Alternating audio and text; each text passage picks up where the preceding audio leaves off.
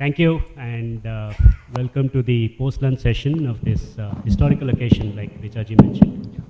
It's a privilege for me today to be sitting amongst some of my heroes, people that I look up to in the academic field, in the civilizational renaissance area, and most definitely the spiritual traditions area. What we're trying to do in the next hour that we have is to advance the conversation that we started in the morning around what do we mean by knowledge systems, what do we mean by a civilizational reawakening, what is the link and what is the essence of this link between a civilizational reawakening and India's knowledge systems. And to understand this, we will have to look at this from multiple perspectives. All of us have fragments of our imagination being kindled through areas that interest us. For some of us, it could be cultural activism. For some of us, it could be academic pursuits. For some of us, it could be a spiritual pursuit. For some of us, it could be about politics, constitution, and policy. But when we talk about a reawakening, all of these things have to come together. And I'm inspired by, like always, by Swami Vivekananda. Whenever we think about civilizational reawakening and when we think about knowledge systems, the first statement that comes to my mind, the image that my mind conjures, is the conviction that Swami Vivekananda had when he proclaimed that the one thing that he saw as clear as life ahead of him is the ancient mother rising again, claiming her rightful place. And he asked us, he in fact exhorted, I think he gave us all this responsibility, that we should go out and proclaim that. We should proclaim that with responsibility and with conviction. So what we're trying to do is stitch together the elements of this conviction today. And to do that, I could not have asked for a better panel. Like I mentioned, when we think about a wholesome picture of civilization, it starts with the fount, the spiritual traditions and the wisdom traditions that we have. How did that philosophy and how did that thought really seep into the culture? How did it inform the polity? How did it inform the making of gurus? We've heard some absolutely stunning and inspiring speeches in the morning today about the essence and the criticality of gurus in reclaiming our knowledge traditions. So I hope to touch on all of these topics, sir, and thank you so much for your participation. I'll begin with the spiritual fount, where all of us draw from. And, Mataji, your work in IIT Delhi and just making it accessible to all of us, and particularly in a technical institution like IIT Delhi, and the experience of launching a course, it's tremendously critical because it is also the kind of example that inspires institutions like Rashtram to imagine that something like that can be done full-time, because it confers a certain kind of legitimacy and aspirational value. So I'd like to begin by asking Pravrajika, Divyanandaprana ji, Sarada Mat, Mataji, and she's with us today to grace us and bless us. And I was just telling some of my friends last night, the one time that I went to the ashram, I was fed by Mataji, and I was walking out of the ashram, Richaji and I, after we invited her for the conference today and we spoke about it. And I cannot ever forget the overwhelming emotion of being loved that I felt when I walked out of that institution. Just a pure motherly love, the ability to give. And I always remember what Sampadananji also tells us, that this is a civilization that believes in growing by giving. So we will begin with the spiritual tradition of India when Swami Vivekananda mentions that we should go out and proclaim. What is that essence and how was your experience in taking that to IIT Delhi?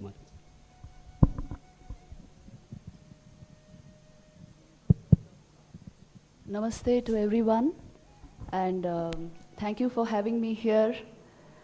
It's really a privilege and honor to work with Rashtram, such an inspiring vision of public leadership. Let me come straight to the topic because we have a very good introduction from Raghavji. I would like to mention that Vivekananda and all the seers of this country always had, they knew the core of our civilization. This civilization is the oldest in the world. The Rig Veda is the oldest manuscript available to mankind. And what has it contributed? What special thing has it to give to this modern age? If we contemplate on that, you will see that this civilization was rooted in a very high kind of spirituality. It has been a spiritual civilizations. You see, nobody can distort history.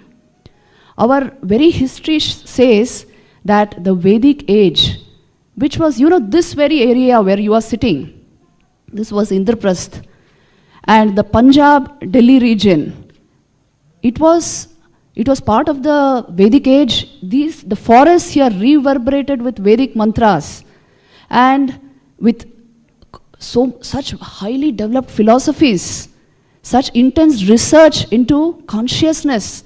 Today, what consciousness research is doing, there are consciousness studies departments in so many US universities. So I was going through their syllabus and seeing far more developed ideas on consciousness and tracking pure consciousness in the first perspective. That is the main theme of Vedanta. So then I started thinking, especially when I was invited to give courses in the IITs, I started thinking, how can we put all of these ideas, which how I have studied Vedanta, my actual pran is in Vedanta, and how I have studied it is with meditation. After my meditation hours, I spend a lot of time on deep Vedantic study, and I understood that the ideas that they are speaking of are very, very relevant to the modern age.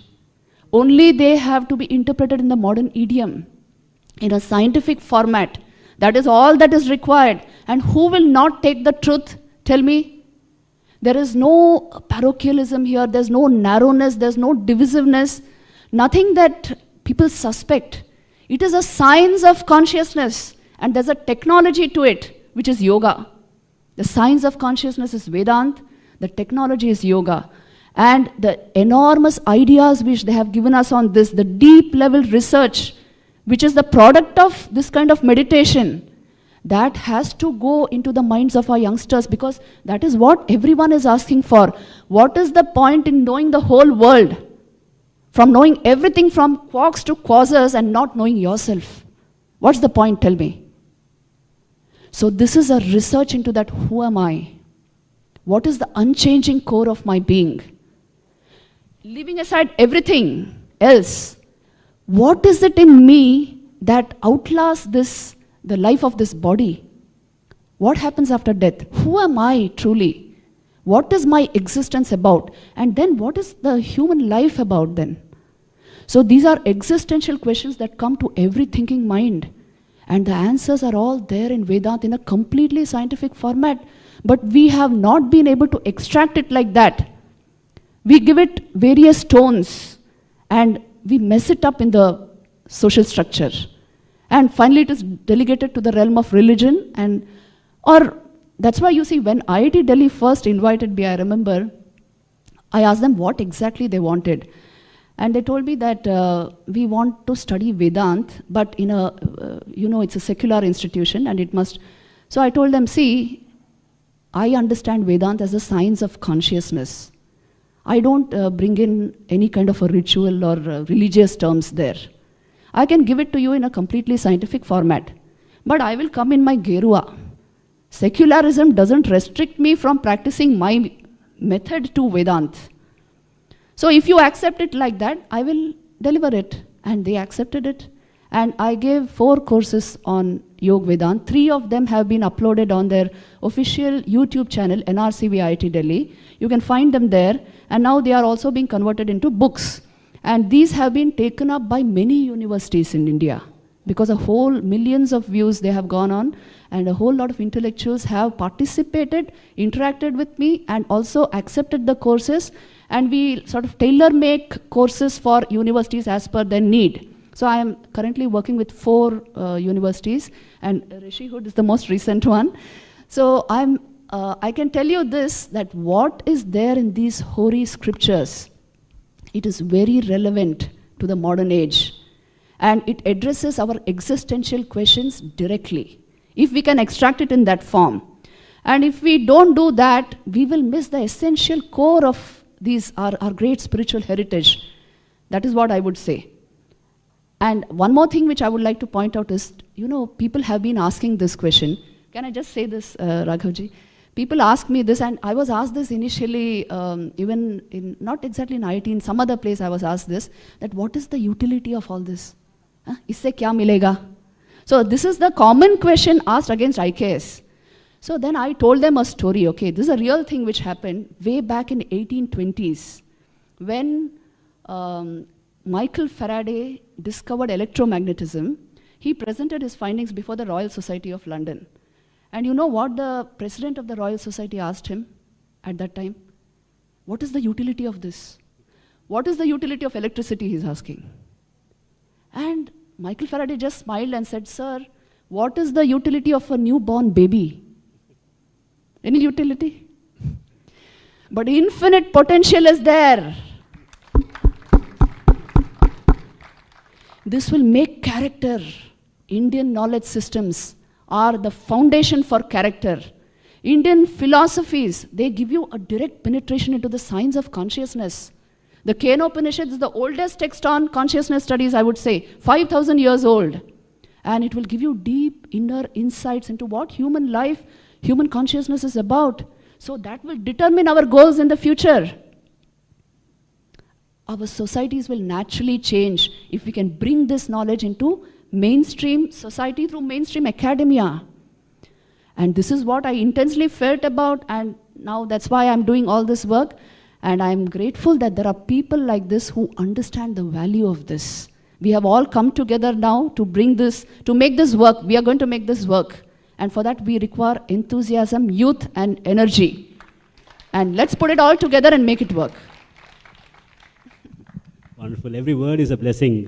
Thank you, Mataji. And just taking cue from the directive that you've given us, that this has to be institutionalized and you need to be convinced about it. And the practical utility of this is very clear in our minds. It has to be articulated and it has to be convinced. It has to be convincing for others who are not yet convinced about it. And I can't think of a bigger initiative than the IKS cell at IIT Kharagpur, which has sort of, again, really amplified the legitimacy that we have for the mandate that we're giving ourselves, sir. So Professor Virendra ji, the director of IIT Kharagpur, is with us today. We'd like to talk to him about the experience of setting this unit in IIT Kharagpur. What can we learn? What are the challenges? And what sort of competencies do we need to develop to take this ahead? Thank you. First of all, I would like to thank the organizers, Richard ji, Radna Chaudhary, and all people here, yourself, and the whole IKS system of the ministry, our Anil ji, that they wanted that something new should be done. I will slightly go back. Actually, I write from 2000.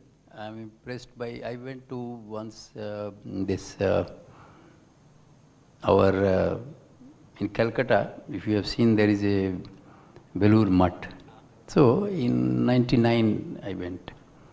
So there I was reading about Vivekananda ji and all that, and I was associated with an organization, Samaj Seva Bharti, for a long time. So in that context they had asked me to come there, and there I picked up few books of, and from there I could know about that historic lecture, 11th September 1893 in the World Parliament of Religion. And the very first line, what he has said at that time, brothers and sisters of America. And that, in fact, nobody could think of at that time. Literally. Because ours, we are talking of Vasudhaiva Kutumbakam. And with that philosophy, he had said that. I will jump into immediately, because I will not go into more details. When the Vivekananda rock was to be made, I don't know how many of you know that the person behind that was Eknath Ranade. No, you will not find anywhere except there is a photograph in which he is walking behind, and his photograph is there, if those who have gone. He talked of a 1 rupee folder. And in fact, in 64, I was in my village and I was told by our teacher, 1 rupiya ghar se kal lana hai. So I told my mother कि 1 रुपया ले जाना है। 1 रुपया किस लिए? नहीं, वो मांगे हैं, 1 रुपया कल लेके जाना है। सो ये this I didn't know, but 1 रुपया लेके गए, दे दिया गया।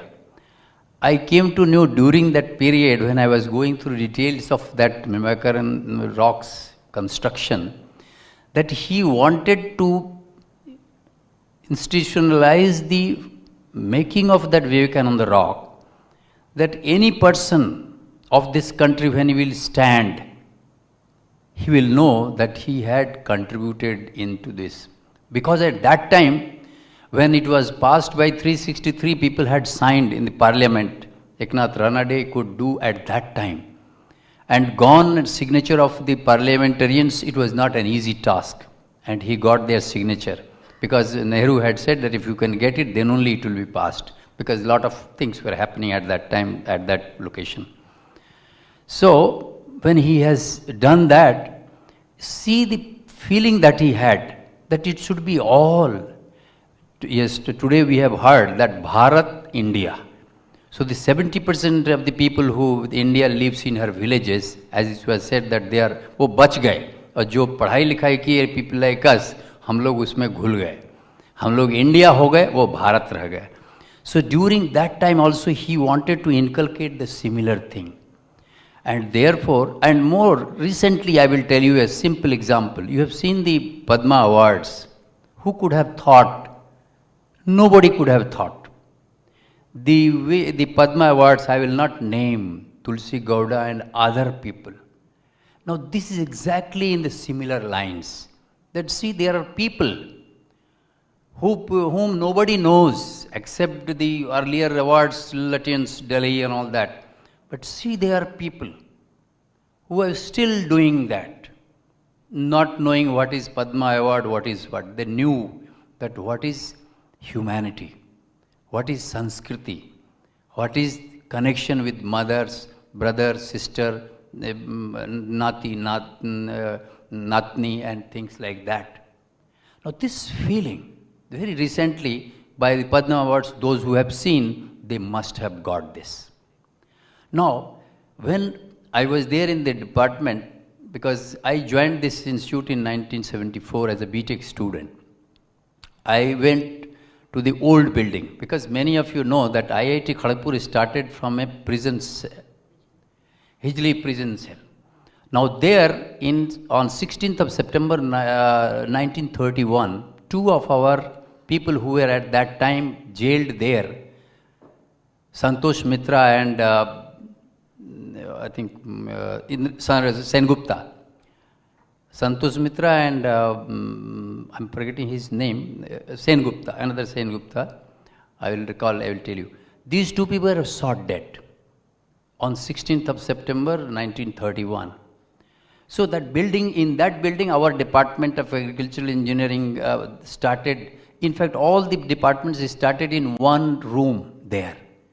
So when the first day I joined, they took us to those rooms that time in 74 and said that, look, your department started in this room. So that building and the other locations where I being the campus boy, because my father was also a professor, so I had seen the jails. Those cells are still there. Those women cells, which is slightly 50, 100 meters away, those are also still we have preserved. And even the gallows, and I can tell you that I went through the gallows and I saw that, oh, yahan se log girte the, niche jate the, and we used to come out. This I had done, I have seen. And the isolation cell. Now these were the things. So I was thinking that we must know what was happening in these. And I also had gone to Andaman. And I had seen several people from Bengal, Bihar, who were jailed, and what was the condition of that. I had gone into Savarkar's cell as well, 8 by 8 feet I had gone. So I was thinking that, see, I had gone in 2007, and I was thinking that, see, we do not know what these people did. We are talking of Abhibhakti ki Azadi, but see, we must know that these are the people because of which I am able to say this thing, ki I can say this. But see, they had nothing to say, but they had only sufferings, sufferings and sufferings with only one thing in mind, and that was Bharat Mata ki Azadi. So when I became head of department, I researched into many of these things. When I became director, I first thought that let us have something what people have forgotten. And at that time, there was a project called Sandhi. So that project, Professor Joy Sen was looking after. I said, what happened to that? Bola, usme kuch books वगैरह बनाए गए and all that. I said, why not we do something like this? कि हम देखते हैं कि what was there. We say that zero was started by us and the number system was given by us. I talked up Pythagoras theorem, but Bodhayan did it. So why not we do into this? Sir, हम लोग कर सकते हैं. And then immediately came to my mind, okay, हम लोग एक minister को मैं बोलता हूँ. And then that night I could connect to the minister through a known person. And then I told, sir, can you help me? He said, क्या चाहते हैं? हम बोला, सर नहीं, हम लोग कुछ चाहते हैं कि जो पुरानी चीज़ें हमारी हैं उसको हम यहाँ पर नॉलेज सिस्टम करना दे. अरे ठीक है, तो वो तो अच्छी बात है, करिए आप, हम उसका इनागुरेशन करेंगे या हम उसको मंजूरी देंगे. इनागुरेशन तो अभी भी नहीं हुआ है, मंजूरी देंगे. अब ये मिनिस्टर इनागुरेशन करेंगे. और तब से in fact we had a lecture and there we could know that how the formula of trigonometry, आज जो बता रहे थे हमारे मंत्री साहब, trigonometry, geometry, astronomy, material science, everything is there. In fact, I sat all the 3 days to see what is there in it. And it was education to me, I can tell you, that oh, if our students see this thing, I think they will be thinking that there is something new I am learning. Because the IIT students tell that's where we don't get challenging teaching. So हमने कहा कि नहीं, इससे course बनाएंगे और हम लोग लड़कों को देंगे, maybe 2-unit course or a 3-unit course. Anuradha knows about it. And I can tell you that IKS system, the moment we did it, now within no time, we have 1,000 students who are taking classes and we have about 500 students who have joined for courses and some of the students who have joined for PhD. And we have decided it in next 3 years. This Indian Bharti, हम तो कहेंगे भारतीय ज्ञान परंपरा जो है वो, it should be renamed as that, as a department. And we will call people from all over the world who know anything about physics, mathematics, every material science, and all the people who are there in the earlier part. See, like I was just, Tulsi Gowda, she knows that which patti, the leaf, she was asking the girl, her natni, to just smell, because through that she was curing, trying to cure. See, the knowledge which she has, we don't know. Such knowledge will be lost. So there is a need to even go to her. Somebody was telling she's encyclopedia of that jungle. I think somebody should sit with her in her language, talk to her, let it be written in her language, and then it will be translated to other languages. I think this is something which is required from these people who are actually Paryavaran wo jante hain. Now these are the things which are needed to be put into. And our students should be told that, look, it was not, the three theorems that we are talking of. It is not the Pythagoras theorem that we are talking of. We should know that who had told, and through the Sanskrit sutras and niyams, then only they will know, oh, come on, it was done by us. And then they will know that what our, the people who did not get Nobel Prize, Meghnad Saha, Satyen Bose, they did not get. But you see that Bose-Einstein theory, you see that. Einstein got Bose, nobody knew Bose. But see what the treatise they have written. So I think there is a need. And I can tell you that in next 3 years of time, we are going to invite people from all over the world who have any information. I know that we will get more people from Germany who have any idea about the material science, mathematics, whatever, because they have all been taken away from here and they are reading in Sanskrit. So we will have all these things, and I am sure that this will be a department which will be sought after, just like Takshila and Vikramshila, those universities. And with this, I thank you that given me opportunity. Thank you very much. That is not just music to our ears, but it is also courage that adds to our conviction. Look forward to partnering with IIT Kharagpur.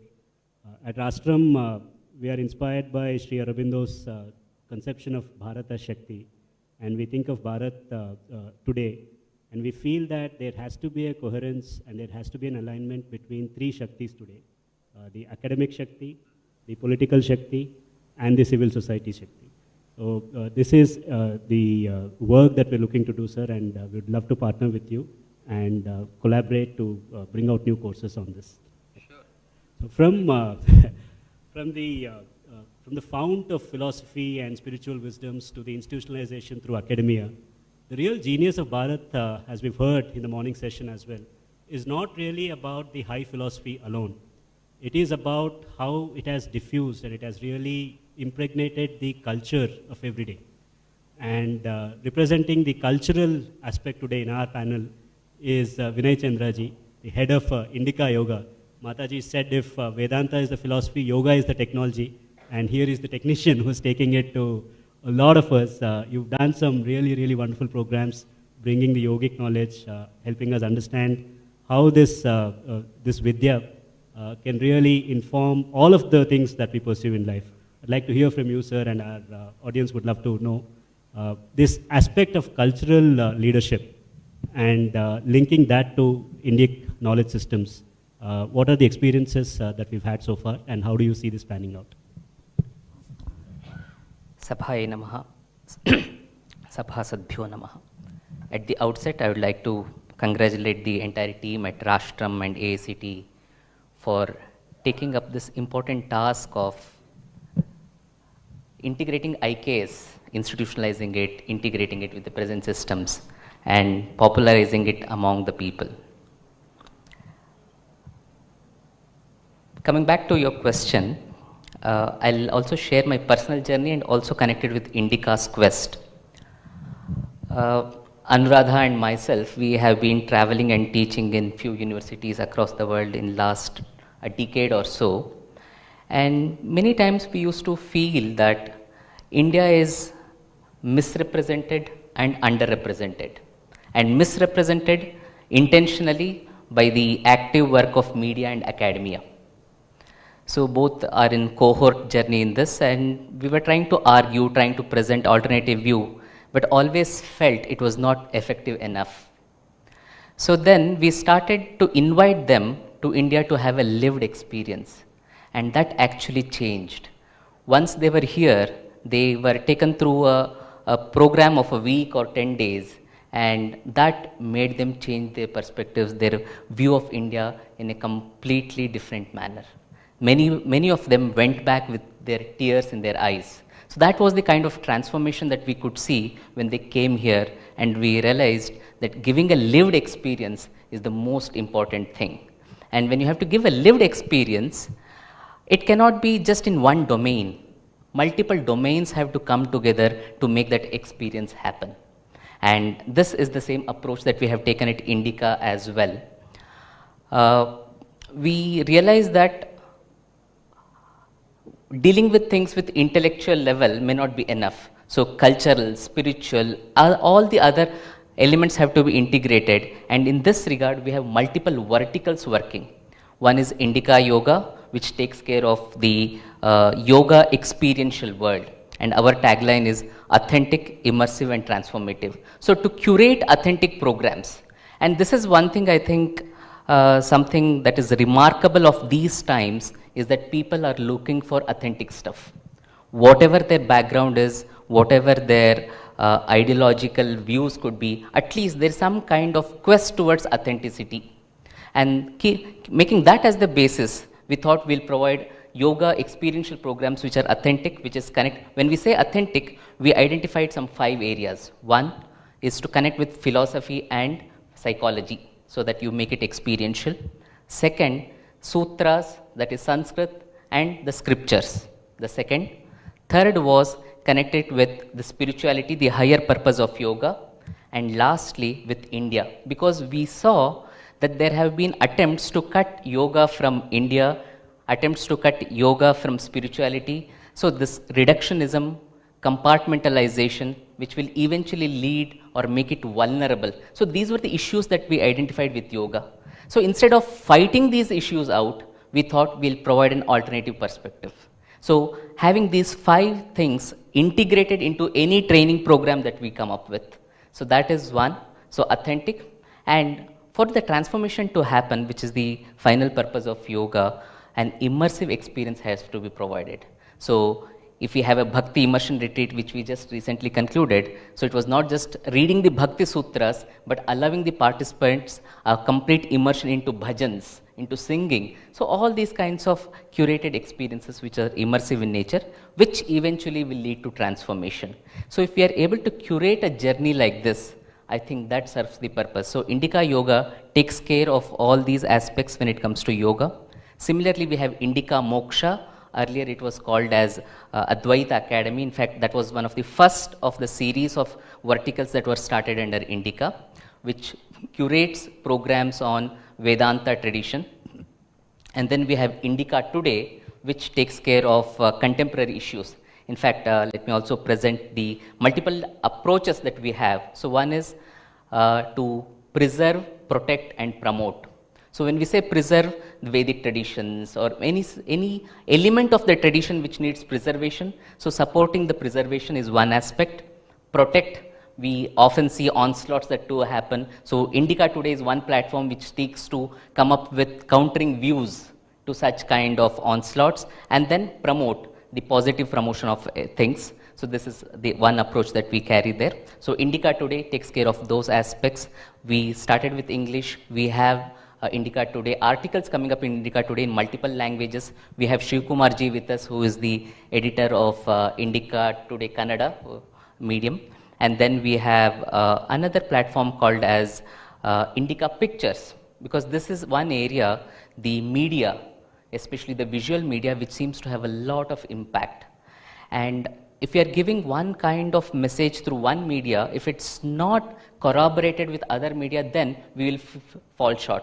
I mean, just to give an example, just a few days back, I listened to a speech given by my niece.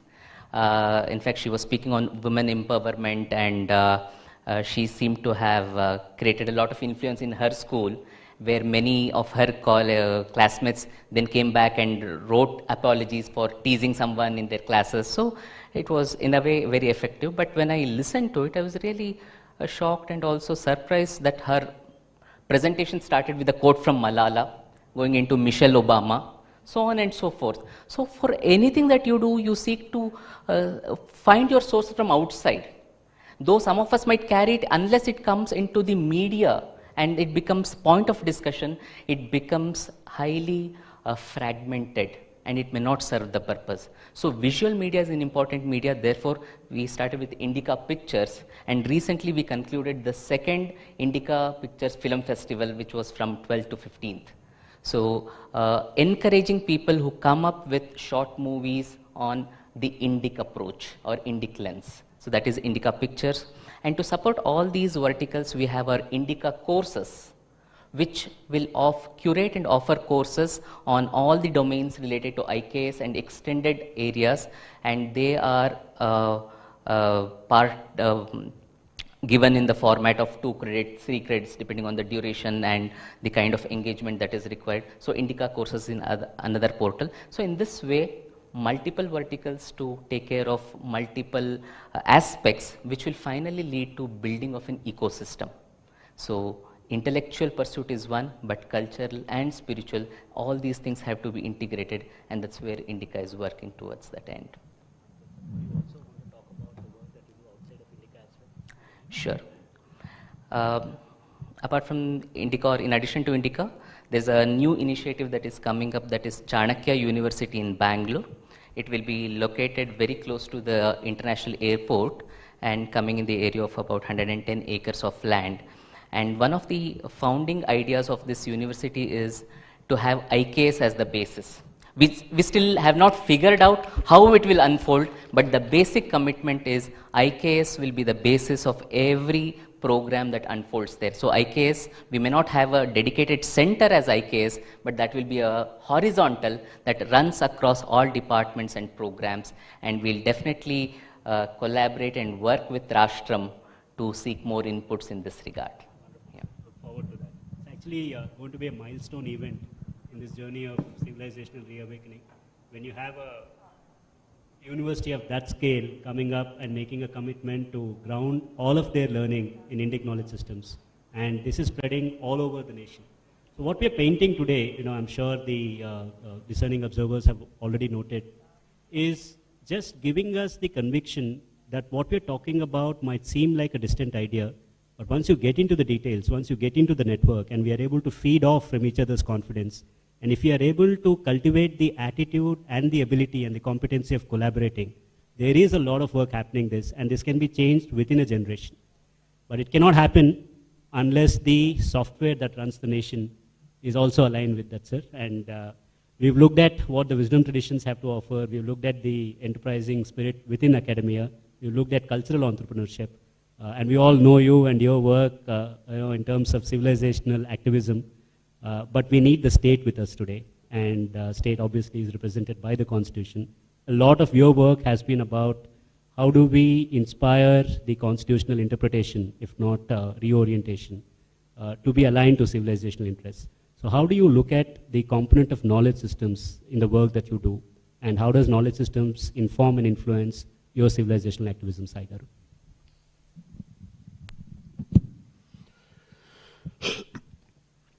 So thank you for giving me an opportunity to be a part of this particular platform in this event. I'm slightly under the weather. I'll try my best to keep my energy levels up. I have learned so much by just being a part of the last 45 minutes. I regret not having been able to attend the morning session because of my practice commitments. I don't know if what I do can be called as activism. I just think it's just me being an active Hindu. As far as the relationship between knowledge systems and civilizational reawakening and my limited efforts in the direction of the constitutional concern, ultimately, from whatever I have understood, the purest form of knowledge is sought to be implemented and actioned in different realms. And therefore, whether it is the transmission from the Shrutis to the Smritis to the Itihasas to the Puranas to the Kavyas, or you look at it in the form of its implementation in various aspects of life, the idea is to manifest that particular core thought in different areas. And that, I think, is equally applicable to the realm of politics and policy making. Fortunately or unfortunately, as opposed to achara-based approach to policy making, we now have a certain top-down approach in the form of a constitution. So while at this point the idea is to accept this top-down model and see how best you can build a bridge between your bottom-up approach and a top-down model, the hope is in the future we do away with the concept of a constitution. I say so at the expense of being berated by my own fraternity, because all of us are supposed to be, and we are meant to swear allegiance to constitutional patriotism, which I don't subscribe to. The idea is to bring forth notions of constitutionalism which are much more informed by the traditions of this land. And that would effectively mean that you replace this with a form of dharmic republicanism. For that to happen, and to hope that the state will somehow be the facilitator of this, or rather, let's say, be the prime mover of this, may not be possible under the current setup. Simply because at this point, except for those activities or those initiatives where there is a political incentive, the state has largely chosen to recede from the civilizational space as much as possible, or perhaps even cede that space to those interests which may not be necessarily beneficial to the civilization. And therefore, I think these movements and the initiatives that we see, like Rashtram and so many other initiatives, are the ones which will ultimately pave the way for a change with respect to state policy. And I've said this before, and there's a decent chance that perhaps the relevance of the point may have been lost, which is that there is a direct relationship between your education system and the principles of constitutional morality that the Supreme Court ultimately comes out with. And then that has a direct impact on the education policy, so it's a cycle that feeds of itself. 2 days ago, I had the opportunity to make the very same statement. Because what happens is this: If the Supreme Court effectively takes a position with respect to constitutional morality and then says that all aspects of life, secular, religious and whatnot, and everything else in between, is necessarily to be governed by constitutional morality, then that's a message that is being sent to the rest of the arms of the state, that the policies that you formulate shall be consistent with and in line with this particular policy, which means education policy is either tailor-made or sanitized in accordance with what the Supreme Court believes is constitutional morality. And that effectively means that the next generation, as opposed to having an organic way of learning about its own civilization culture, is more and more influenced by the education system that is posited by the state, as opposed to the other forms of education systems and the other forms of education that it is otherwise exposed to, namely thereby the family and the extended Sampradayic institutions which it is expected to learn from. So while I'm certainly someone who bats for a greater dharmic reorientation of the state, I would never want the state to be the sole repository of education ever. Simply because that is not how we have functioned. And given that the state in the modern world, and I use this in a very negative, pejorative sense, the use of the word modern, is a creature of convenience and is subject to multiple pulls and tugs, I will never ever repose 100% faith in the state, regardless of who is at the helm. And therefore, I would want the society to have its own wherewithal in the all-critical realm of education and spirituality. My only request and the expectation from the state is to recognize the character and the identity of this land and approach it with a certain sense of respect and hands off. Allow us to do what we are supposed to be doing, and we know how to take care of this. Whether you're able to support us or not, just don't create a roadblock. The rest of the society has the wherewithal to do it. We have withstood about 1400 years of colonization and we still are around, so we know how to handle this subject. Just make sure that your policies don't come in the way. The rest we'll handle.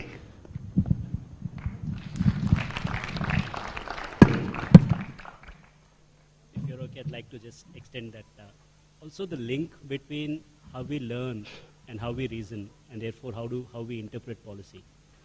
And when we think about a darshana like Nyaya, when we think about a discipline like Tarka, the relevance of this in your field, in the field of lawmaking and thinking about law and the philosophy of law, is this something, because you've been talking about decoloniality and decoloniality as a means of reclaiming our epistemology. So how do you look at this, sir, within your profession? So I'll try to give a theoretical response and then I'll give you a real-world explosive example, which I've had the experience of going through the last 3 days, and it has shaken my core completely. So the real-world, the theoretical response is, the concept of decoloniality obviously means different things for different people, just as any other concept. And the pioneers of this particular thought scholarship have effectively taken the position that there is no abstract universal definition for decoloniality, simply because it is meant to be a contextual response of each colonized society to an experience that it has been subjected to. So while there is a common colonial intention, the manner in which that intention manifests itself and lands on each society is different. So in Bharat, it creates caste-based tensions and other tensions. So therefore, we have to deal with that. But the thing about decoloniality, which is fundamental and common across the board, and which is directly relevant to the topic of discussion, is to understand that there is no one way of learning, and there is no one pattern of knowledge, there is no one pattern of sensing. And to understand that those patterns of learning, knowledge and sensing, which do not conform to and which do not emanate from the West, I don't want to say are equally valid, because then I'm trying to make the case that I'm as good as you. I'm simply saying they are even better. And the problems that the modern world faces are directly a consequence of the Western pattern of learning. I make that point very, very clearly, despite having been a beneficiary, an unfortunate beneficiary of that particular mode of learning. And therefore, my very clear position is that we are where we are. And this is not a great statement and not a great state of affairs precisely because of you. So all the credit that you wish to take, yes, but it's not credit, it's a blame, it's a responsibility that falls on your shoulders for the kind of havoc that you have wreaked on nature. You are directly responsible for it. So as far as I'm concerned, decoloniality is to unshackle our hold over, let's say the West's hold over knowledge. what is reason, what is argumentation. So if you look at the legal fraternity, there is a very clear pattern of learning and a very clear pattern of argumentation that starts and ends with the West. And the idea is to actually expose them to a different kind of tarka. And why is this important? It is all the more important because had the Indian judicial system been exposed to Indian forms of tarka, it would be in a much better position to strike a distinction between patterns of logic and reasoning that apply to non-religious forms of, or let's say non-religious institutions, and those that apply to religious institutions. The one-size-fits-all approach is precisely the reason that you see our institutions struggling to make their case before a secular institution, which does not recognize any other form of logic other than secular logic. And unfortunately, they think of it as secular logic, but it is clearly Protestant logic which has been secularized. And as a consequence of which, there is one form of reason, which is Christian reason, which is presented as secular reason that all of us are expected to rise up to, unfortunately. And therefore, the nuance that this particular institution or this particular Western philosophy seems to celebrate or wants to celebrate, it fundamentally lacks. It lacks what it wishes to celebrate, and therefore that is why it is looking at learning it from other people, because it doesn't have that concept of nuance. It's like James Bond. It's effectively something, it's a blunt weapon. The only approach that it knows is a sledgehammer approach. It doesn't understand the importance of a scalpel or a surgical knife. Okay? So therefore, I believe that this is fundamentally an attempt to unshackle indigenous knowledge systems from the geopolitics of knowledge that all of us have been subjected to, and therefore it is extremely important, especially in the legal realm. Because if there is one particular fraternity which I would call is extremely colonized, it is my fraternity, without a doubt, colonized, colonialized in every sense of the term. And it is unfortunate that a lot of us take a lot of pride in the fact that the first language in which we can even think is English. I don't know how that's passed off as a badge of honor. So anyways, that's the theoretical response. The practical response, the example-based response, is that there is an institution that is based out of Sonipat. And a good friend of mine is now going through the first year LLB program as part of her 3-year program, who's a doctor by training. And I said I would like to go through the curriculum, so share the curriculum with me, because I'd exactly like to see what is it that people are being taught here. Starts and ends with Nandini Sundar. I hope the implications are very clear. And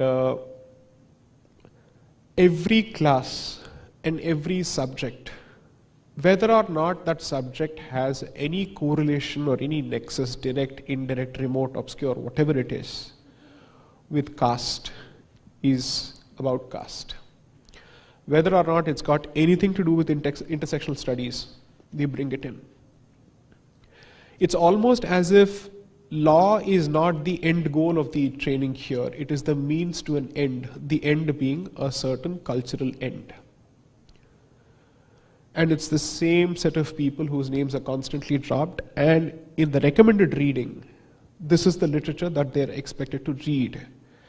And that recommended reading doesn't translate to people being given the freedom to take a different position, to critique and dissent against or with that particular recommended reading. You are expected to say, yes, sir.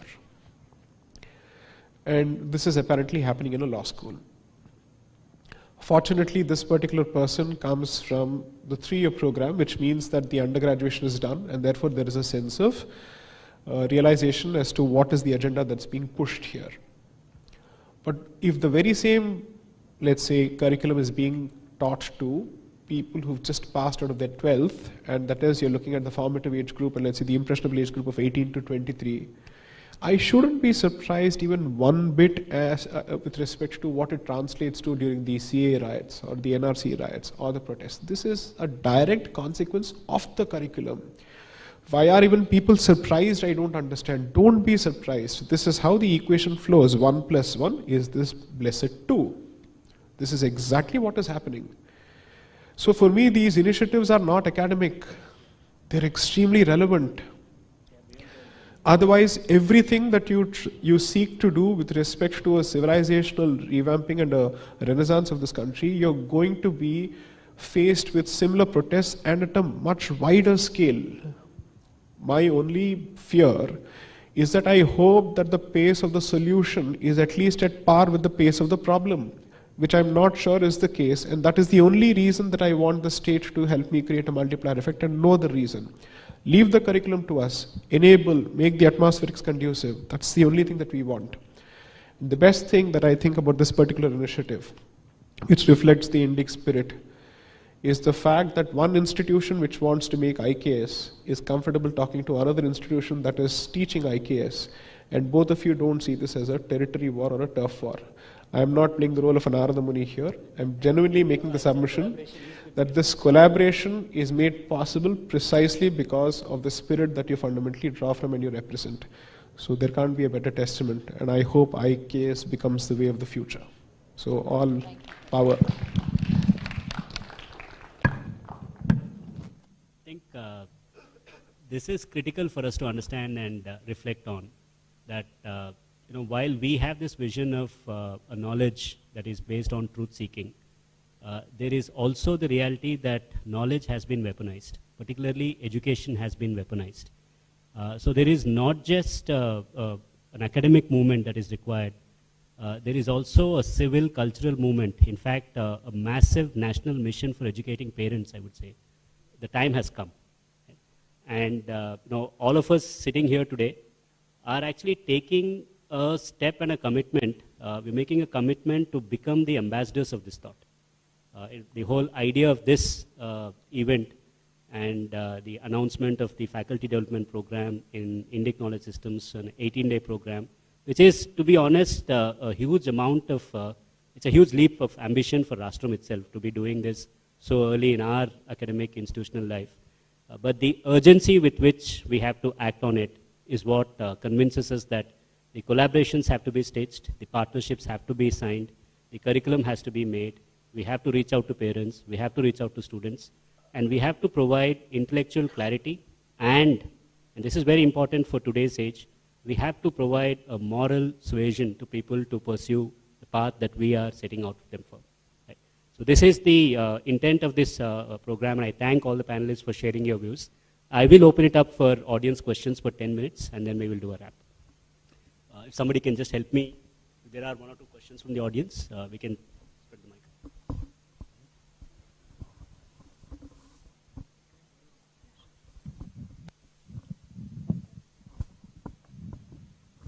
Please state your name and also who your question is for.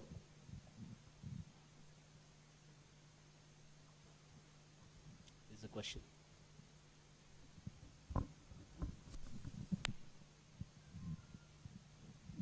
Namaskar. My name is Krishan Chabda. My question is more in the form of a suggestion. Look, what makes me disturbed is about the divorce taking place in the country.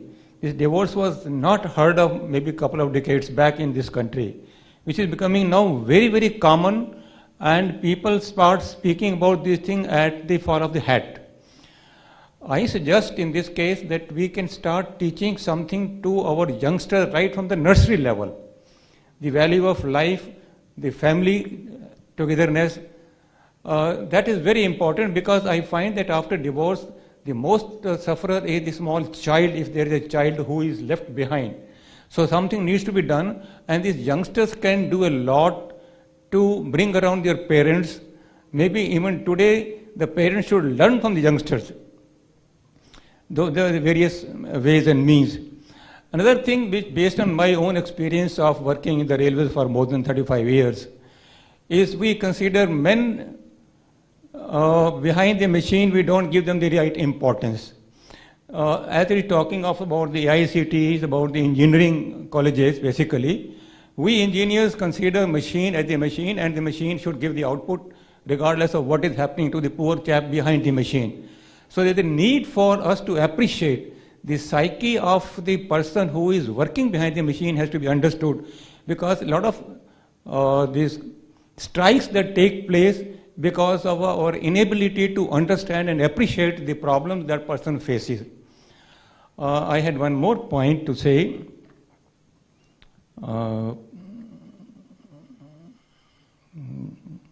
It just went over my mind. regarding yoga, of course, is there. Divorce, this thing, I just had in my mind. And oh, yeah, the third point which I had in my mind was the team working. I heard long back that 10 Indians are equal to 1 Japanese for the output, for the productivity. And at the same time, they say 1 Japanese is equal to 10 Indians for the productivity. Well, how is it? Because some time back I read one story that somebody said somebody was traveling in the flight. He was an Indian. When the flight took off and the pilot announced, you can remove the belts now, the fellow says to the hostess to bring out his bag. From the bag he takes a plate and he takes some crabs and puts on the plate. There were some Europeans who were sitting around. They were scared. They called the air hostess and said, please tell him to put the crabs inside the box, because they were all scared of it. She went and told him, he said, don't worry, nothing will happen. She goes and tells that gentleman, he said, don't worry, nothing will happen. But that gentleman was scared. He says, please ask him what makes him feel so strongly that nothing will happen. He says, don't worry, they are Indian crabs. If one goes up, 10 will bring it down. So this is where we need the, again, teaching at the school level. We have to play the game, not only in the management colleges, etc., etc. Management colleges is more of a competition, and these are more in the form of just an academia. But once we start teaching at the school level in the form of IKS that we are talking about, it will help in a big way, and our country can progress. Because today we are lagging behind in research. We have to take technologies and design developments from all over the world, and hardly anybody makes it in India. And after all, if once we make in India, or there are many people all over the world to pull us behind. Like the gentleman mentioned, unless there is a name and fame like Obama and etc., it doesn't get accepted in our country. So that culture has to go, and we have to inculcate the team working by playing some team-like games in the school level itself. Yes. Thank you very much. Thank you so much for your observations. I request a comment from Mataji on this, because all of them, all the questions that were raised or the points that were brought out goes back to the ability that we have to handle our own selves. So from family to things. So is there anything that you'd like to add to that? Yeah, that point is very true, that it should begin at a very young age, this sensitivity towards higher values. Obviously, if you see your own life, any one of us here, we can see that something very strong was instilled into us in childhood. And finally it built up, and that is why we feel so intensely about certain things. So putting this, it's called sanskar in Sanskrit, but there is a way of generating sanskar, which only yoga psychology will again give you. Let me give you that equation here, because it's so very important for us to understand how a sanskar is formed in a child. You cannot create a sanskar, a very deep-rooted sanskar, once a person is about 25. But to a 5-year-old, you can give very great sanskars. They are the roots of his entire thought process in the future. So how is a sanskar created? Yoga psychology tells us that, you know, our thoughts are like waves. They are called vrittis in yoga. When you repeat these waves again and again, they just go into your subconscious and become sanskars. Through the conscious thought process, sanskar is created. And what determines our conscious thought process? Usually, and for children mainly, it is their exposures. What they are seeing, what they are hearing, what they are being exposed to day and night. Now tell me, what are we exposing our children to day and night? Okay, tell me. Yes, social media and the cinema and everything that is on the internet. And how worthy is that content? So what are we doing to our young minds? We don't give them the right exposures. Their very value system will be different tomorrow, because vritti creates sanskar. This is the tremendous equation of yoga psychology. So if you want to create the right sanskars, you must change their conscious thought process. You must start by giving them elevating exposures. Well, it's a huge challenge, I know that. Cleaning up the media, bringing sense to every kind of exposure we are giving our youngsters, giving them elevating thoughts and ideas. I recommend very simple techniques because I have been the principal of a school, and there I used to tell them, first was parent orientation class, nothing for the children, but parent orientation, and there I used to tell them, see, in your own life, first try to bring about a little bit of change. As soon as you get up in the morning, 5 or 10 minutes of a little calming something, a little meditation, good reading, your children will imbibe that. Before you retire at night, don't retire with the mobile phone and with your Twitter account and your Facebook account. Read something elevating and then you go to sleep, and your child will imbibe that unconsciously. What you talk to your child, let it be very refined and cultured. It will pick up values unconsciously. But if we don't do any of these, and we are very good at knowing and not doing. So if we don't do these things in our homes, then it is very difficult to generate the right sanskar which is required for change. That is why we don't feel very sensitively or intensely about these things, because the sanskar is lacking. So it all begins at home. That is the first school. Parenthood is the greatest responsibility. That is why the Grihastha ashram was considered the greatest ashram in the Hindu fold, in the Vedic age, because it is the point where transformation starts. And what you give your children is ultimately, see, if you give them the right sanskars, you are giving them much more than any bank account you can give them or any homes and cars you can offer them. You please give them the right sanskars, and that is the starting point of change. Thank you. Thank you for that, Mataji. We'll take one more question and then wind it up. Please state your name and your question briefly. My name is Anandita Singh, and I have my question for Mataji. So basically, we belong to a very young generation, and as Sir said that when you have completed your 12th and you fall into a law school, so they very, technically, they brainwash you. So we talked about, the state of consciousness through Vedanta, Vedic knowledge and everything. There is we can categorize them into like us generation two parts. One who is ready to accept that state of consciousness, and one who is not ready to believe also or to, accept them. How to reach out them, because they have been made so properly through academia and through education that they don't believe in that system also, and they don't believe in the level of consciousness or what are the profits of it, what good it can do it. So how do we reach them? They have been so spoiled. So her question is, how do we reach out to them who are not listening to us? So the idea is this, see, when you start seeing something as very important, required for our society, but our society has become such, it is not even able to voice its requirement, not able to understand the problem. Every problem, whether you call it social, political, legal, any kind of problem, at the heart of it, there is a lack of character somewhere. That is why the problem is there. So, character issue, how do we address it? And what about, as she said, the people who are not bothered about this character development and knowledge systems for that and all that, they are not bothered about that. How do you approach this class? So, majority is that class, please remember. So, you can only, what we can do is, we create an intensely sincere force for what we feel will build up the positive things in our homes, in our societies, which it doesn't matter. I'm not saying that only Indian knowledge systems exclusively we claim that we will be able to do this. Anything which awakens your intellect to the fundamental nature of life, that is spiritual. And there are very many faith traditions which are rooted in this kind of spirituality. People have become spiritual just by staying in nature. I stay in the Himalayas for a long time whenever I can run away from Delhi.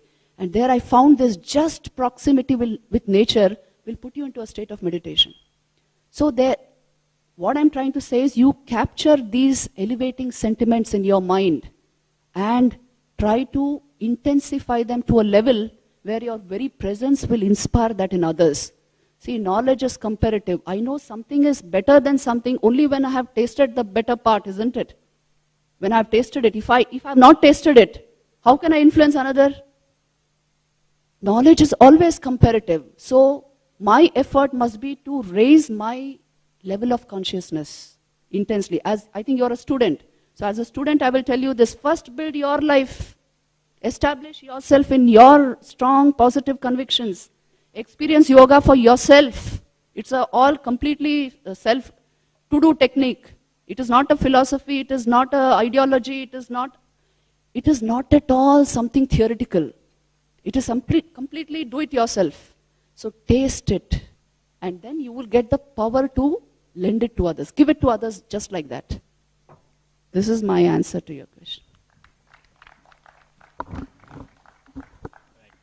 I know that we can go on this topic. It is about civilizational reawakening and knowledge systems, and all of us have questions. Just threading to the questions itself, right? From the idea of knowledge, from the process of learning, from our own fundamental cognition, to how we organize ourselves in our families, as a society, as a nation, and as a polity. There is a lot of work ahead of us, and the key has been given to us by the civilization in the form of knowledge systems.